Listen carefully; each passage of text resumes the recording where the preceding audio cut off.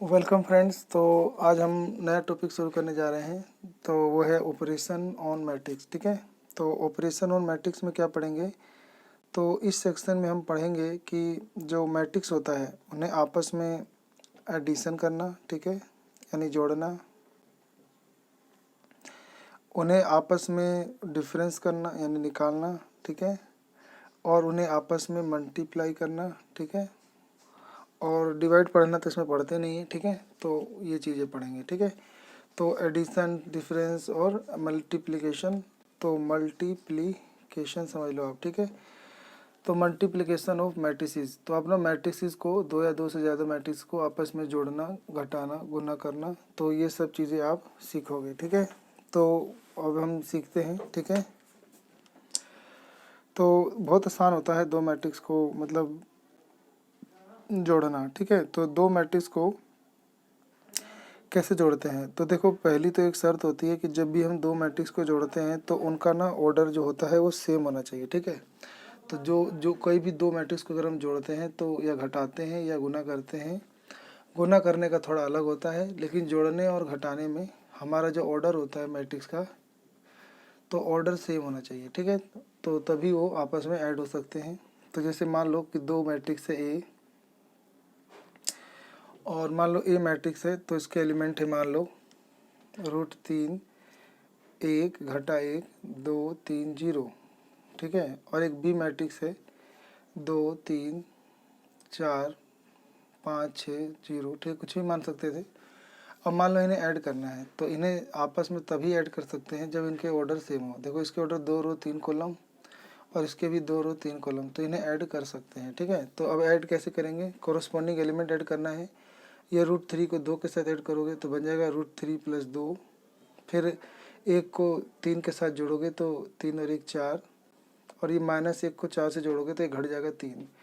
2 में 5 जोड़ोगे तो 7, और 3 में 6 जोड़ोगे तो 9, और 0 में 0 जोड़ोगे 0। तो ये आपका आंसर आ गया, 2 × 3 ही ऑर्डर का आ गया, ठीक है। तो इस प्रकार से हम जो है दो मैट्रिक्स को जोड़ सकते हैं, ठीक है।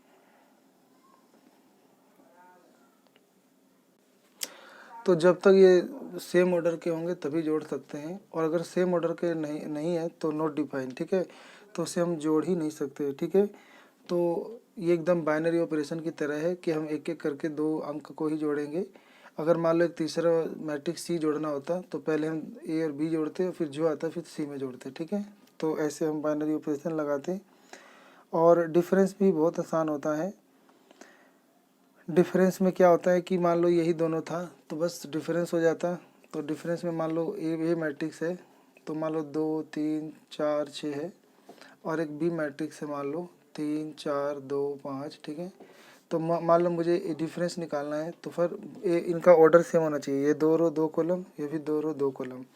तो बस तो ये 2 वाला में से 3 घट जाएगा तो घटा 1, 3 में से 4 घट जाएगा घटा 1, 4 में से 2 घट जाएगा 2, और 6 में से 5 घट जाएगा 1। तो ये आपका आंसर आ गया, ठीक है। ये भी उसी ऑर्डर में आएगा जिस ऑर्डर में मैट्रिक्स रहे थे, ठीक है।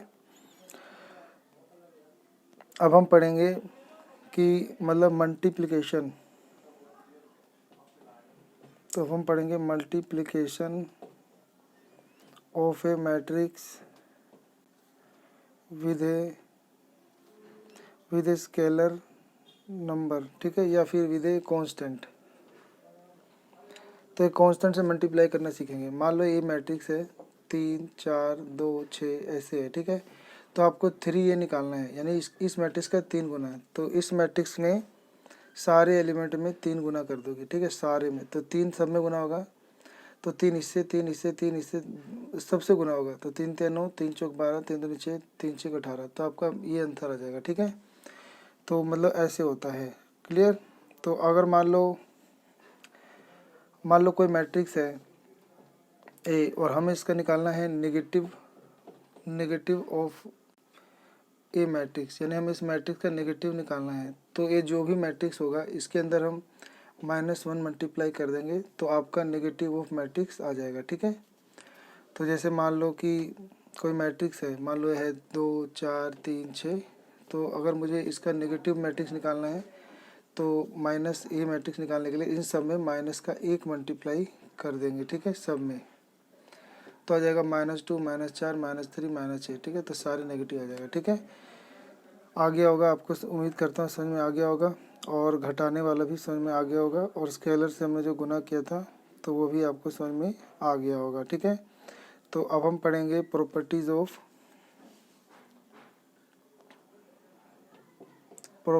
Of matrix addition. तो मैट्रिक्स एडिशन की कुछ प्रॉपर्टी होती है, उनको थोड़ा सा पढ़ना है। तो पहली प्रॉपर्टी होती है कि addition of two matrix is commutative law apply. तो उनके अंदर हम मतलब कॉमोटेटिव लॉ, हम ना कॉमोटेटिव लॉ लगा सकते हैं। यानी जैसे हम ए में, अगर ए मैट्रिक्स में बी जोड़ें तो वो चाहे बी में ए जोड़ें तो आंसर सेम आएगा, इसे बोलते हैं कॉमोटेटिव लॉ। तो जैसे आपने देखा होगा 2 में 3 जोड़ें या 3 में 2 जोड़ें तो आना तो दोनों को 5-5 है। तो ऐसे ही मैट्रिक्स होता है, ए मैट्रिक्स को बी मैट्रिक्स को जोड़ेंगे तो, या बी को ए से जोड़ेंगे तो आंसर सेम ही आएगा, ठीक है। एसोसिएटिव लॉ होता है। एसोसिएटिव लॉ में तीन मैट्रिक्स होते हैं, ए प्लस बी प्लस सी, ए प्लस बी प्लस सी। तो इन तीनों को मतलब जोड़ना है मान लो, तो पहले आप ऐसे जोड़ सकते हो कि पहले 2 मैट्रिक्स यानी बाइनरी ऑपरेशन के अनुसार पहले 2 को जोड़ो, फिर जो आएगा उसको तीसरे जोड़ो। यह हो सकता है पहले पिछले के 2 जोड़ लो फिर पहले से जोड़ लो, तो आपका आंसर जो होगा वो सेम आएगा, इसे बोलते हैं कॉमोटेटिव लॉ, ठीक है। तीसरा होता है आपका एग्जिस्टेंस ऑफ एडिटिव आइडेंटिटी। इसके अंदर ये कहा गया है कि किसी मैट्रिक्स में क्या जोड़ें कि वो मैट्रिक्स सेम रहे, ठीक है। तो ऐसा पाया गया है कि अगर हम वो मतलब जो जीरो नल मैट्रिक्स होता है, नल मैट्रिक्स आपने पढ़ा होगा जिसके सारे एलिमेंट क्या होते हैं, जीरो होते हैं, किसी भी ऑर्डर में लिख सकते हैं। तो जिस ऑर्डर का मान लो कोई दिया होगा उसमें हम उसी ऑर्डर का कोई मतलब मैट्रिक्स जीरो मैट्रिक्स जोड़ देंगे तो वो सेम रहेगा, या फिर कह लो कि जीरो में ए जोड़ेंगे, ठीक है। तो ये आपका कहलाता है एग्जिस्टेंस ऑफ मैट्रिक्स। इसका ऑर्डर जो होता है सेम होना चाहिए। अगर इसका ऑर्डर m×n है तो इसका भी m×n होगा, तो m×n होगा, ठीक है। चौथा होता है आपका एग्जिस्टेंस ऑफ एडिटिव इनवर्स। इसमें यह कहा गया है कि कोई मैट्रिक्स है उसमें क्या जोड़ें कि वो मतलब जीरो मैट्रिक्स बन जाए। तो किसी मैट्रिक्स में उसी का नेगेटिव ऑफ मैट्रिक्स यानी माइनस मल्टीप्लाई करके उस मैट्रिक्स में जोड़ें, या माइनस कॉमन निकाल के उसी मैट्रिक्स में जोड़ें, माइनस का एक कॉमन निकाल के, तो ये आपका जीरो देता है। तो ये होता है आपका एग्जिस्टेंस ऑफ मैट्रिक्स, ठीक है। तो अब इसके बाद पढ़ना है हमें properties of scalar multiplication of a matrix. तो ये पढ़ना है, ठीक है। तो इसमें हम ये पढ़ेंगे कि मान लो कोई 2 मैट्रिक्स है, ठीक है। तो 2 मैट्रिक्स है, तो पहली प्रॉपर्टी होती है कि मान लो कि कोई 2 मैट्रिक्स है, दोनों का सेम ऑर्डर है, ठीक है। 2 मैट्रिक्स है, इनके सेम ऑर्डर है, और मान लेते हैं केवल एल जो है वो स्केलर है, ठीक है। तो पहली प्रॉपर्टी होती है कि अगर मान लो ए और बी है, इन्हें जोड़ के मान लो के मल्टीप्लाई करना है, तो चाहे इन दोनों को पहले जोड़ लो, फिर जो मैट्रिक्स आएगा उसे के यानी किसी स्केलर नंबर से गुना कर लो तो सेम आएगा। उसके जब हम के को ए से मल्टीप्लाई कर लें या के को बी से मल्टीप्लाई करके ऐड कर लें तब भी सेम आएगा, ठीक है। ऐसे दूसरा होता है कि मान लो कि के प्लस एल ये दोनों स्केलर हैं, इसे मान लो मल्टीप्लाई करना है ए मैट्रिक्स से, तो पहले तो उन दोनों स्केलर को ही जोड़ के ए से गुना कर दो, नहीं तो ये कर लो कि के को ए से गुना कर लो और एल को के ए से, और फिर दोनों को ऐड कर लो, तब भी आपका आंसर जो है वो सेम आएगा, ठीक है। तो बस यही होता है।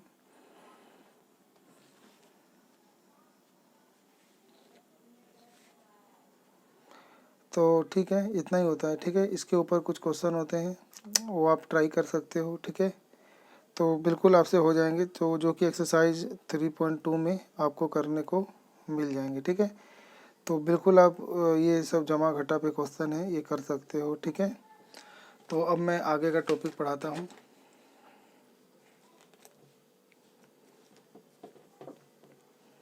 वो है आपका मल्टीप्लिकेशन ऑफ मैट्रिसेस। ठीक है, तो किसी मैट्रिक्स को मल्टीप्लिकेशन करना सीखेंगे, दो मैट्रिक्स को आपस में जो मतलब मल्टीप्लाई कैसे करते हैं तो वो सीखेंगे हम। ठीक है, तो इसको बोलते हैं प्रोडक्ट ऑफ टू मैट्रिक्स भी बोल देते हैं इसको। तो प्रोडक्ट ऑफ टू मैट्रिक्स में क्या क्या शर्तें होती हैं तो जिनको ध्यान में रखकर हम मल्टीप्लाई कर सकते हैं। ठीक है, तो वो देखते हैं। मान लेते हैं कि कोई एक मैट्रिक्स है ए, मान लो ये है 1 -1 और ये है 2, यह है 0 3 4, ये ए मैट्रिक्स है। और मान लो एक बी मैट्रिक्स है 2 7 -1 1 और 4 5 -4। ठीक है, तो मान लो ये दो मैट्रिक्स है और मैं चाहता हूँ इन दोनों का प्रोडक्ट करना। ठीक है, तो ये दोनों जब प्रोडक्ट करेंगे तो क्या आएगा। ठीक है, तो दो मैट्रिक्स को देखेंगे कि हम प्रोडक्ट करते हैं तो क्या आंसर आएगा। ठीक है, तो देखो पहले तो जो भी मैट्रिक्स है इसका ऑर्डर लिखो। ये है आपका 2 रो 3 कॉलम, तो देखो ये है आपका 2 रो और 1 2 3 3 कॉलम।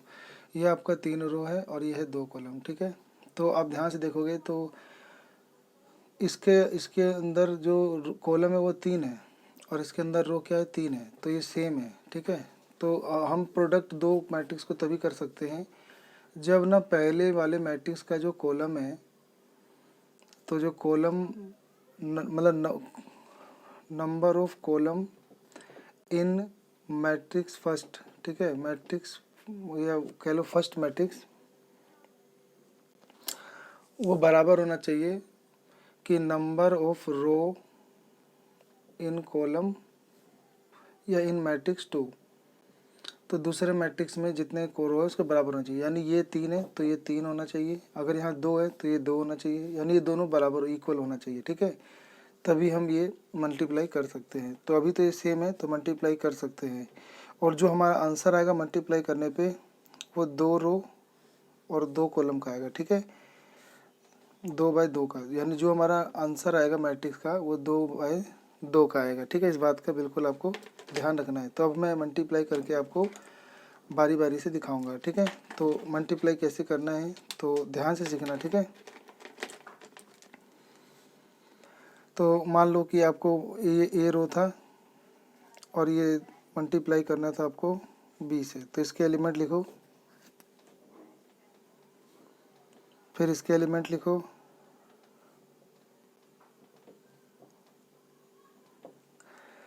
देखो मल्टीप्लाई करने का रूल है तो बहुत ही सिंपल रूल है। वो ये है कि आपको पहले रो को इस मतलब पहले मैट्रिक्स के पहले रो को पहले कॉलम से, फिर पहले रो को दूसरे कॉलम से ही, और ऐसे करते रहना जितने कॉलम हो।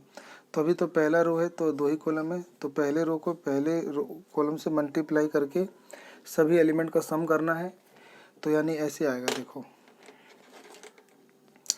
ये जो 1 है ये पहले इस 2 से मल्टीप्लाई होगा, तो लिखेंगे 1 × 2, फिर प्लस, फिर इस -1 को इस -1 से मल्टीप्लाई करेंगे तो -1 × -1, फिर प्लस, फिर इस 2 को इस 5 से मल्टीप्लाई करेंगे तो 2 × 5। ठीक है, तो इन सबको ऐड कर देंगे।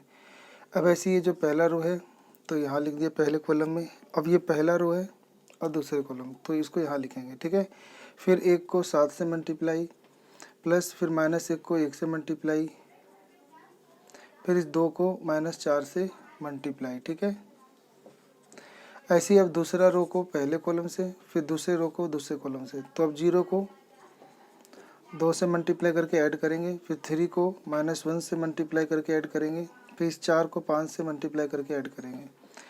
ऐसी कुछ गैप छोड़कर फिर 0 को 7 से मल्टीप्लाई करेंगे, फिर 3 को 1 से मल्टीप्लाई करेंगे, फिर 4 को -4 से मल्टीप्लाई करके ऐड करेंगे। ठीक है, तो आपका ये सोल्व कर देंगे तो 2 एकम 2, 1 एकम प्लस का 1, 5 दूनी 10, 7 एकम 7, घटा 1 और 4 दूनी -8।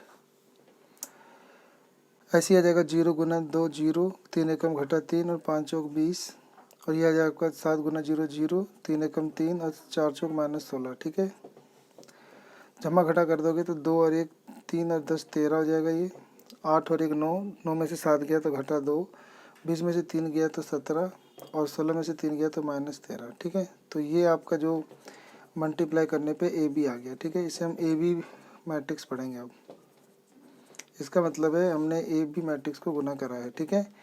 तो इस प्रकार से जो है वो गुना किया जाता है। तो इसकी आपको ना देखो प्रैक्टिस करनी है, इतनी जल्दी नहीं आएगा। एक बार और अच्छे से बताता हूँ। देखो प्रोसेस ये होगा कि हम इस पहले रो को, इस पहले वाले कॉलम के जो भी एलिमेंट हैं उन्हें आपस में प्रोडक्ट करके सम कर लें, प्रोडक्ट करके सम कर लें। तो फिर ऐसी पहले रो को फिर दूसरे कॉलम के साथ प्रोडक्ट करके ऐड कर लें। फिर ऐसी फिर दूसरे रो से शुरू करेंगे तो दूसरे रो के एलिमेंट को पहले कॉलम के एलिमेंट से मल्टीप्लाई करके सम कर लेंगे।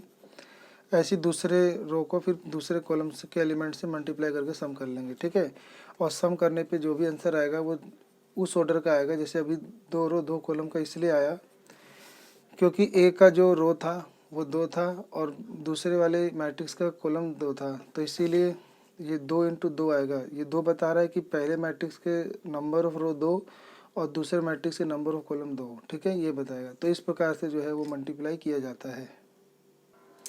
एक दो बातों का और थोड़ा सा ध्यान रखना है। मान लो हमने ए और बी को मल्टीप्लाई कर लिया तो ये ज़रूरी नहीं है कि वो बी और ए के मल्टीप्लाई करने पे भी सेम आए, ठीक है। अगर हम मान लो ए और बी है तो इसको मल्टीप्लाई करें तो ये आंसर आया। अगर आप उल्टा बी ए मल्टीप्लाई करो तो ये शायद संभव ही ना हो, या संभव हो तो वो इक्वल नहीं होंगे, ठीक है। तो ये कह सकते हैं कि ए और बी जो है वो जो आंसर आता है वो नॉट इक्वल हो सकता है बी और ए के, ठीक है। वो हो भी सकता है और नहीं भी हो सकता है, दोनों हो सकता है, ठीक है। तो ऐसा संभव है, ठीक है। तो उसके बाद इसके बाद पढ़ेंगे प्रॉपर्टीज ऑफ मल्टी MULT, ठीक है, TI मल्टीप्लिकेशन ऑफ मैट्रिक्सेस, ठीक है। तो मैट्रिसेस CES, ठीक है। इसके अंदर हम कुछ गुण पढ़ेंगे जब हम दो मैट्रिक्स को मल्टीप्लाई करते हैं। तो पहला होता है कि एसोसिएटिव लॉ।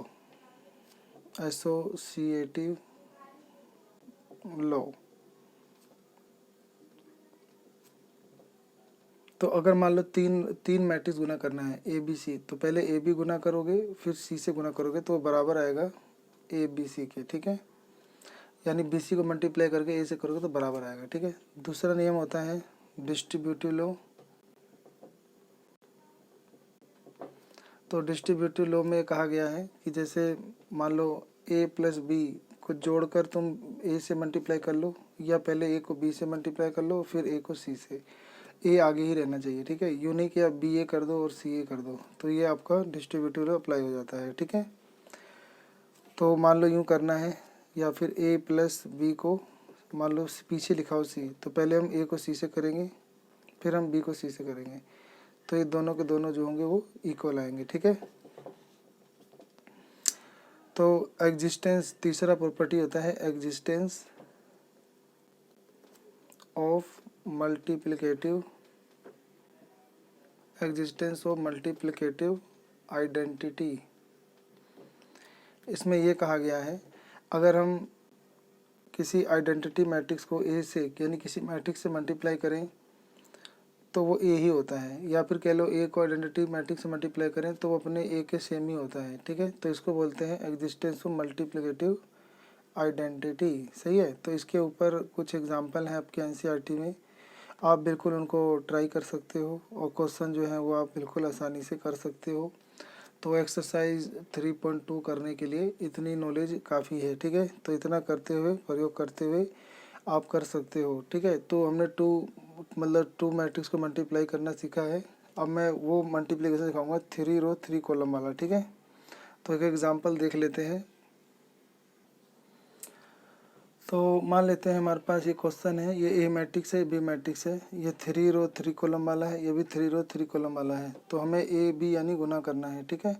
तो देखो इसका कॉलम यानी पहले मैट्रिक्स का कॉलम और दूसरे मैट्रिक्स का रो ये दोनों सेम है, तो ये मल्टीप्लाई पॉसिबल है, ठीक है। और इसका आंसर जो आएगा वो 3 रो 3 कॉलम में आएगा, इस पीछे वाले से पता चलता है, ठीक है। तो अब हम AB निकालेंगे तो यूँ होता है कि हम पहले रो को पहले कॉलम से, फिर पहले रो को दूसरे कॉलम से और पहले रो को तीसरे कॉलम से करते जाएं, ठीक है। फिर दूसरे रो को पहले कॉलम से, फिर दूसरे रो को दूसरे कॉलम से और तीसरे रो को तीसरे कॉलम से मल्टीप्लाई करके सम करें। और फिर ऐसे तीसरे रो को पहले कॉलम से, फिर तीसरे रो को दूसरे कॉलम से और तीसरे रो को तीसरे कॉलम से सोल्व करके करें, ठीक है। तो मैं एक आपके सहूलियत के लिए करा के मतलब यहाँ पे दिखा देता हूँ, ठीक है। तो यूँ करेंगे, देखो। तो 0 को पहले 0 से मल्टीप्लाई करेंगे, 0 मल्टीप्लाई 0 प्लस इस 6 को करेंगे 1 से, तो 6 मल्टीप्लाई 1 प्लस 7 को मल्टीप्लाई करेंगे इस 1 से, ठीक है। तो यानी ये जो पहला रो है इसको पहले कॉलम से किया, फिर एक कुछ गैप छोड़ के पहले रो को दोबारा दूसरे कॉलम से, तो इस 0 को पहले 1 से करेंगे, फिर इस 6 को इस कॉलम के ओ से करेंगे, फिर ऐसे ही इस 7 को इस कॉलम के 2 से करेंगे, ठीक है, मल्टीप्लाई। फिर ऐसे ही फिर 0 को तीसरे कॉलम से यानी 1 से, फिर 6 को 2 से और फिर 7 को 0 से मल्टीप्लाई कर लेंगे, ठीक है। तो 0 से कर लेंगे, ये हो गया। उसके बाद अब ये दूसरा रो पहला कॉलम, तो -6 0 8 को 0 1 1 से करेंगे, तो -6 गुना 0, फिर 0 गुना 1, फिर 8 गुना 1, फिर हो जाएगा -6 गुना 1, फिर 0 गुना 0, फिर 8 गुना 2, फिर ऐसे -6 गुना 1, फिर 0 गुना 2, फिर 8 गुना 0, ठीक है। इस प्रकार से करेंगे।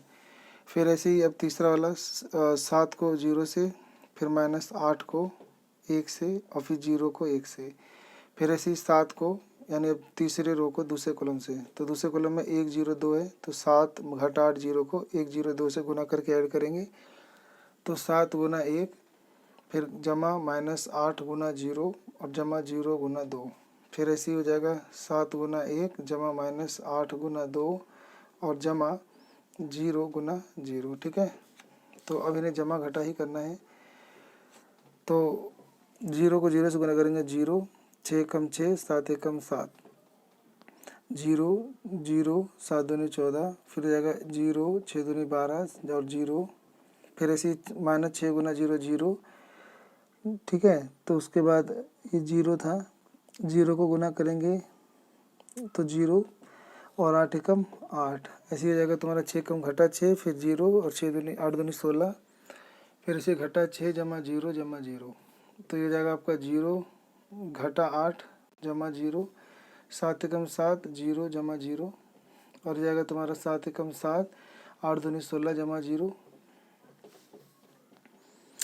तो 7 6 13 आ जाएगा, ये 14 आ जाएगा, ये 12 आ जाएगा, ये 8 आ जाएगा, ये 10 आ जाएगा, ये -6 आ जाएगा, ये आपका -8, ये 7 और ये आ जाएगा घटा का 9। तो ये आपका जो आंसर है वो आ गया, ठीक है। तो इस प्रकार से 3 रो और 3 कॉलम वाला करेंगे मल्टीप्लाई, तो 3 रो 3 ऑर्डर वाला ही आएगा, ठीक है। अब मान लो कि ऐसा भी आ सकता है कि ए को ए से ही मल्टीप्लाई करो तो A² आ जाएगा, और मान लो ए की क्यू चाहिए तो फिर इसी A² को अगर हम दोबारा उस ए मैट्रिक्स से गुना कर देंगे तो ए की क्यू भी आ जाएगा, ठीक है। तो इसका भी आपको ध्यान रखना है। अब तुम एक्सरसाइज कर सकते हो 3.2।